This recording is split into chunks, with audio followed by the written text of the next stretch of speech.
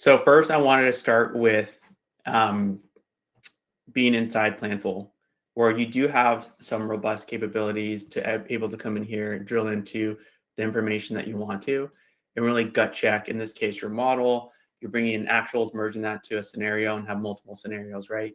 So within Planful, you're doing kind of like that heavy lifting from a forecasting and modeling perspective.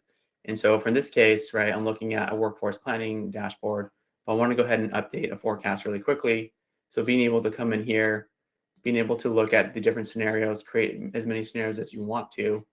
And then from a workforce perspective, I can come in here and quickly make some updates and update my forecast as I see fit. So in this case, I'm looking at some existing employees, and then I'm going to layer in some to be hires here quickly.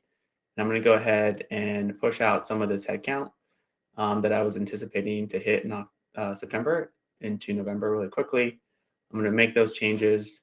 I'm going to go ahead and process those changes really quickly. That will then integrate with my forecast, update that, and then I can run my reports here just to gut check all those different changes that I made to my scenario. So when I go ahead and do that, let's go into the reporting capabilities in here. I'm going to go ahead and run this quick workforce report.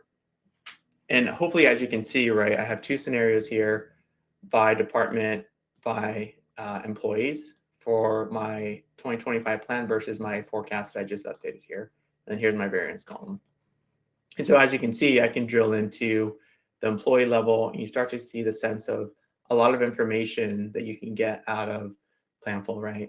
So then how do we go then take this detailed information and blend this with additional, HR data sets and metadata, and put those into like a nice package from like a visualization reporting perspective using Power BI. So why don't we go ahead and transition into Power BI, and we show you an example how you actually would blend this. So again, I just updated the forecast. This now can be refreshed within Power BI. So I'm going to come in here and show you the different capabilities that you can leverage within Power BI here from like a people analytics perspective. So stepping into Power BI, now you can see that, hey, I brought in all my financial information coming over from Planful. And in this case, I'm being able to then start to slice my data by either regions and or departments. So I can see in this case, looking at my total current headcount, company level, my different geo mixes, and then I can kind of drill into this map perspective and look at this by individual states or provinces. And then I have some key kind of operational metrics up here at a high level, and I can start to kind of do some analysis as I see fit. And then down here, you kind of have your classic budget versus actuals here. This is current month and then quarter to date. And then just looking at my total forecast of, hey, where am I going to end my headcount projections? And then just comparing my actuals to my forecast over time. And so maybe I want to come in here and start to, drill into North America pretty quickly, and then come in here and look at my, sales and marketing information. And so now I can see, okay, from like a hiring and financial perspective, I know how much this is going to cost me for my hiring plans. But when you start thinking about in the lens of HR, right, you're thinking about like a DEI strategy, and through those hiring plans, what's the mix of like gender, race, things like that, and those targets that you're trying to set internally from like a recruiting perspective. And so this is where we start to blend that financial information with operational information here as an example. So I'm going to step back out here and just look at total company really quickly.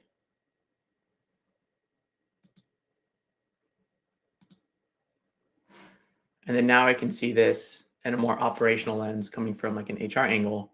I can see, hey, here's my total headcount again. What is my average tenure here?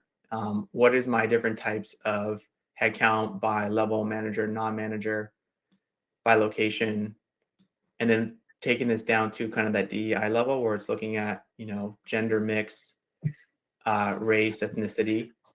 And then now I can start to set targets, right? To say, okay, well, maybe we're off balance in a certain area. Maybe we need more female hires for specific departments, right? So if I drill into a specific department, I can see what that mix is by gender here for that specific department here.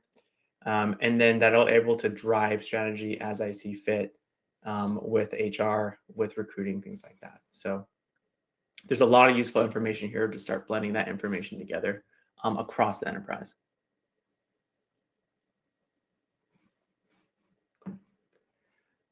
And then here's just like another example of some of the organizational data more from like a financial lens, or to say, okay, am I hitting my targets from a financial forecast perspective?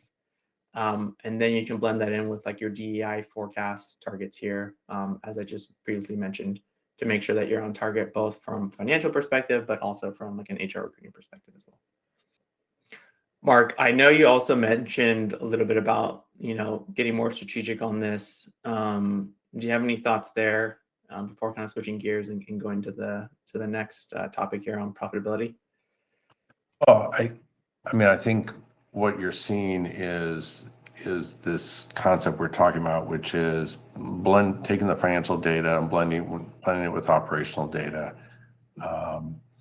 and just the power of the visualizations. The other thing that we've talked with people about is that's really common inside of a annual plan or some type of forecast is I have a base piece of my business, and then I have some strategic initiatives. I may be funding a new channel, or I may be closing down a product line, or sunsetting a product line, or I may be shifting in employees from one part of geography to another. And so you can also dimensionalize initiatives, and you can dimensionalize activities and start to track those, and just kind of measure, not so much at the total number level, but really the movement and the levels that you measure and look at from a executive leadership team level. So again, it's the power of the financial data married in with the operational data and the ability to track and display and very quickly see progress and partner with the business. This is finance analytics in my mind. This is where we've been trying to get to for some time now. Cool. If you guys have questions on this, definitely drop them in our chat. We're more happy to answer them. So we're going to switch topics here and talk about profitability analytics. So we did a series on profitability analytics, and you can go back and watch the webinar where we went into Planful. We created a robust cost designation model where we took certain direct costs that had already been allocated to that level, for example, by product, by channel, by customer, as an example. And we're going to go through that example today here just really quickly. And then we were able to model based on those drivers and cost designations and really get down to a very granular profitability view on the business, right? Looking at contribution margin, operating margin at a very detailed level. So that way you can make those decisions, relevant to your business, right? And this is not at the gross margin level. Because typically everyone kind of gets that gross margin level, but it's getting down deeper and attributing those costs, undesignated costs, to get the whole holistic view of who's profitable, who's not in the business and your different segments of the business. So what I've done here is I kind of took a little bit of that model that we showed in previous webinars and just kind of built this out really quickly to see how this would work, right? You bring in your information, your different scenarios, and then we have this pre and post allocated world. So currently we have 6.4 million of unallocated costs. And this could be both from like a COGS perspective and or just OpEx. And what we did in Planful was designate these costs using drivers, right? And those drivers can be coming up from best practices or your individual business logic that you use in your current existing models. And then you're able to then assign this to a post-allocated world. And you can start to slice and dice that information. In this case, we use our different cost designations as a percent of freight, obviously percent of sales, percent of warehouse, and then we kept direct costs as is because it's already being mapped down to that granularity. And then what we've done here is we can track all those changes, right, from a pre to post allocated world.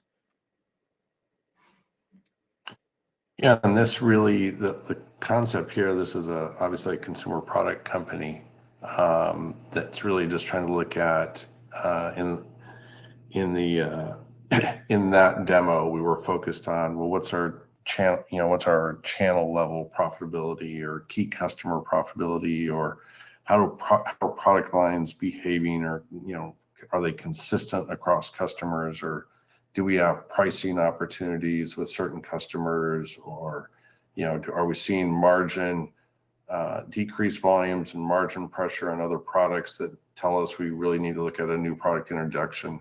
So just lots of ways to pivot the entire profitability or P&L of the business along different dimensional lines. Yeah, and we're also wrapping in, remember, with what ifs, right? Being able to pull on those different drivers and come with like a high, medium, low use case, and really see like different types of comparisons on like your top 10, bottom 10 customers as an example. Yeah, and I think it's the intersection here is really just speaks to the power of a very very nicely put together Power BI analytic application sitting on top of this rich set of financial data that we spent all this time creating in the forecast and business planning process. And it's the marry of the two that really opens up and just yields this tremendous story and view into the business.